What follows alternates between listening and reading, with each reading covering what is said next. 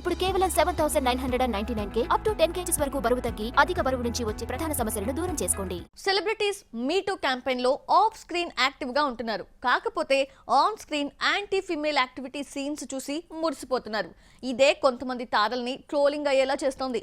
త్రిష విషయంలో సరిగ్గా ఇదే జరిగిందా? చెన్నై సుందరి త్రిష పేరు మరోసారి గట్టిగానే వినిపిస్తోంది. లియో సినిమా విషయంలో నటుడు మన్సూర్ అలీఖాన్ చేసిన వ్యాఖ్యలకు త్రిష బాగా హర్ట్ అయింది. త్రిషతో తనకు బెడ్రూమ్ సీన్ ఉంటుందని ఆశించానంటూ మన్సూర్ ఇచ్చిన స్టేట్మెంట్ రకరకాల వెర్షన్స్ లో వైరల్ అయింది. ఈ విషయంలో ఆమె కంటే మిగతా వారు సోషల్ మీడియా వేదికగా ఎక్కువగా హర్ట్ అయ్యారు. ఆ రీజన్ తో త్రిషపై సానుభూతి పెరిగింది. నడిగర్ సంఘం జోక్యం వరకు వెళ్లడంతో చేసేది లేక మన్సూర్ త్రిషకు క్షమాపణలు చెప్పేశాడు. ఈ విషయంలో తన అభిప్రాయం తెలుసుకోకుండా పలువురు సెలబ్రిటీలు రియాక్ట్ కావడంపై మన్సూర్ అలీ ఖాన్ కాస్త ఎక్కువగా డిసప్పాయింట్ అయ్యాడు. ఇలాంటి టైంలో త్రిష యానిమల్ సినిమాకు పాజిటివ్ రివ్యూ ఇవ్వడం పెద్ద దుమారమే రేపింది. సోషల్ మీడియాలో వన్ లైనర్ సమీక్ష చేస్తూ ఒక మాట కల్ట్ అనే లైన్ ను జోడించింది. అంతే త్రిష ఒక్కసారిగా ట్రోలింగ్ అయిపోయింది. త్రిష ఏ సినిమాకైనా రివ్యూ ఇవ్వచ్చు, అది పెద్ద తప్పేం కాదు. కాకపోతే యానిమల్ చిత్రంలో మహిళల పట్ల గౌరవం లేకుండా కథానాయకుడి ప్రవర్తన ఉంటుంది. అంటే త్రిష ఆ విధానాన్ని కూడా మెచ్చుకుంటుందా అని నెటిజన్లు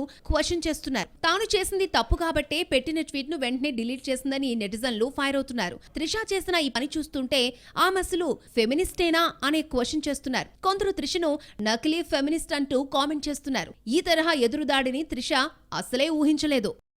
టాలీవుడ్ ఇండస్ట్రీ హీరోయిన్స్ విషయంలో ఒక్కోసారి ఒక్కోలా ప్రవర్తిస్తూ ఉంటుంది. సాలిడ్ గా వర్కౌట్ అవుతుంది అనుకున్న వారిని లైట్ తీసుకుంటుంది, ఏ మాత్రం లేదనుకున్న వారిని నెత్తిన పెట్టేసుకుంటుంది. సమ్ టైమ్స్ ఈ ఈక్వేషన్స్ ని మార్చి కూడా చూపిస్తూ ఉంటుంది. హీరోయిన్స్ సెలెక్షన్ లో ఈ లెక్క మనకి బాగా కనిపిస్తుంది. అదెలాగో ఒలుక్కేద్దాం. టాలీవుడ్ లో ఏ హీరోయిన్ కైనా ముచ్చట మూడ్నాళ్లే. తక్కువ మంది భామలకు మాత్రమే ఇక్కడ వెయిట్ లభిస్తూ ఉంటుంది. అది కూడా డైరెక్ట్ టాలీవుడ్ ఇండస్ట్రీ అయితేనే.